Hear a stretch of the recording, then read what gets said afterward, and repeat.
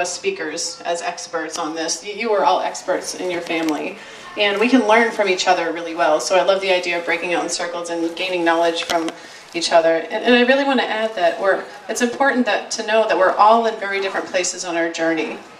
And we're speaking because we're at a space where we can help other people that desire this kind of free, joyful life with their children. And so it's really normal to go through a lot of emotions when you come to something like this, like guilt, and you kind of see things differently, and sometimes it's normal to look back and say, oh, I didn't realize that, and I feel kind of bad in the way that I was doing things. Just don't. Guilt will only attract more things to feel guilty about. Just be so grateful for every bit of your journey to get to the point where you are, because you wouldn't be here without all of that.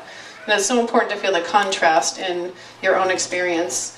I know I can always tell when I'm not on the right path because I feel negativity come into my mind when I'm trying to be in a certain way with my children than I want to be. So I'm grateful for the contrast and for those moments where I have back steps and I'm not the parent I want to be. So it's all part of the process. I just want to embrace wherever you are in the journey. Maybe you're just here to learn about unschooling and the educational aspect and not the parenting aspect, and that's okay. We're all here, we're all in this together, so you don't have to apply everything you're learning. Take what works for your family and leave the rest.